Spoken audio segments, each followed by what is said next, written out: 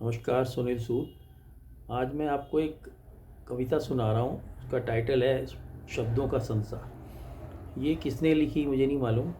Facebook में मैंने पढ़ी थी, उसको मैंने नोट करके रखा था क्योंकि मुझे ये बहुत अच्छी लगी। वो इस तरह है।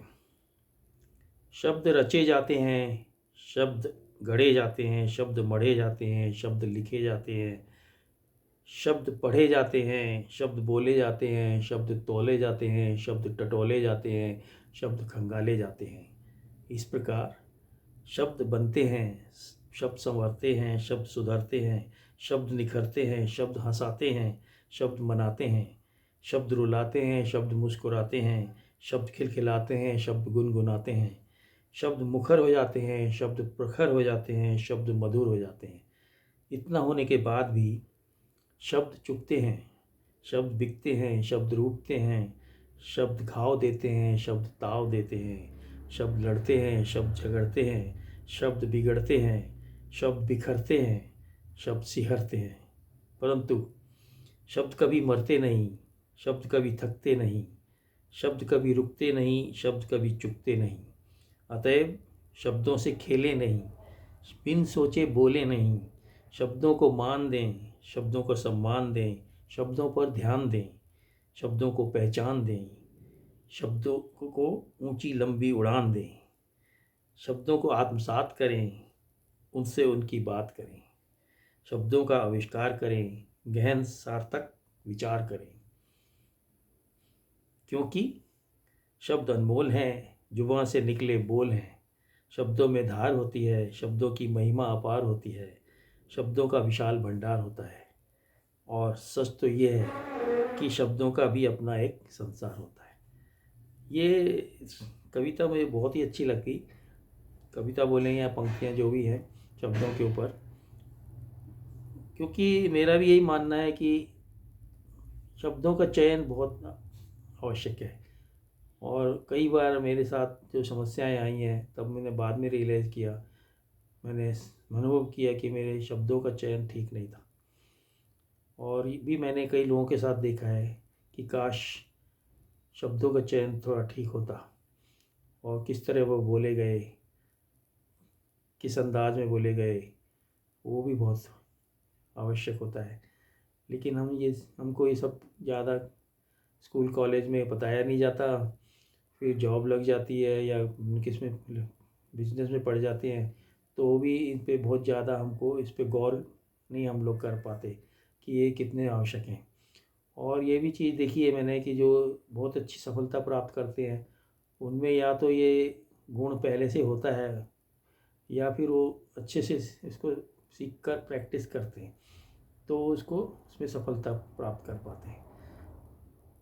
तो मैं ये चीज़ अपने गृह शिक्षा केंद्र के बच्चों को भी सबसे पहले यही समझाता हूँ कि सबसे पहले अच्छा बोलना आना चाहिए। अच्छी तरह फेशियल एक्सप्रेशन दे के, बॉडी एक्सप्रेशन दे के, सबसे अच्छा बोलने वाले को ही सुना जाता है ज़्यादातर। अगर आप विषय में भले ही कितने पारंगत हों, कितनी आप नॉलेज रखते हो, लेकिन अगर हम उसको समझा नहीं पाते अच्छे शब्दों का इस्तेमाल करके तो हमारी बात कोई सुनता नहीं।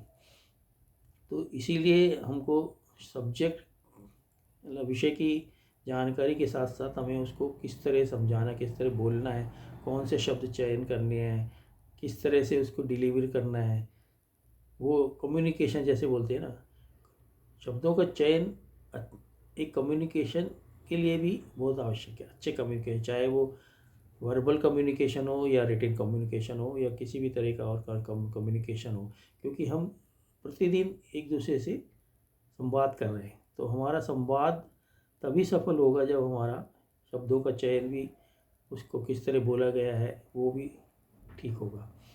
ये चीज़ मुझे अभी थोड़े काफ़ी उम्र के बाद समझ में आई। हालांकि बीच बीच में कई बार ऐसे कक्षाएं अटेंड करी हैं, कोर्सेज अटेंड करी, लेकिन जब तक हम इसको कहते हैं ना कि ठोकर नहीं खाते तब तक हमारे समझ में नहीं आता। लेकिन इसके साथ ही साथ हमें ये भी देखना है कि कौन ठोकर खा रहा है, तो कैसे वो क्यों ठोकर उसने खाई, उस पर भी ध्यान दिया जाए। बड़ी बड़ी लड़ाइयाँ महाभारत भी शब्दों का चयन ठीक नहीं था इसीलिए हुई हैं। कई हमारे आपस में जो आर्ग्यूमेंट होते हैं, कोर्ट केस बन जाते हैं, वो सारे ही इनका रूट काज मेरे ख्याल से तो वही है। तो इस पे वीडियो बनाने की सोच रहा था मैं, आज मुझे मौका मिला। हो सकता है आपको भी ये मेरे एक्सपीरियंस हुए हैं आपको भी हुए होंगे, और नहीं हुए तो अच्छी बात है, आपको बहुत बहुत बधाई। लेकिन ज़्यादातर लोगों को ये मेरे ख्याल से शब्दों के चयन पे ध्यान देने की बहुत आवश्यकता है। बच्चों को तो ये खासकर हमको बहुत ज़रूरी सिखाना चाहिए, कब बोलना है, कितना बोलना है, कैसे बोलना है, और कई बार जब नहीं बोलना है वो भी, क्या बोलना है क्या नहीं बोलना है वो भी आना चाहिए। तो ये सारी चीज़ें बहुत आवश्यक है, और शब्दों के चयन से भी हम सब्जेक्ट भी अच्छी तरह सीख से समझा सकते हैं। क्योंकि फाइनली कोई भी सब्जेक्ट जो है वो लैंग्वेज ही है, वो शब्दों से ही बनी है। सारे विषय भी में लैंग्वेज ही आती है, चाहे वो हिंदी, इंग्लिश, कोई भी, तमिल, तेलुगु, जो भी भाषा है वो शब्दों से ही बनती, वो सब्जेक्ट भी शब्दों से बनते। तो शब्दों का संसार बहुत बड़ा है, और उसको हम समझें, और शब्दों के संसार से हम अपनी तरह अपनी दोस्ती बनाए रखें। बहुत बहुत धन्यवाद।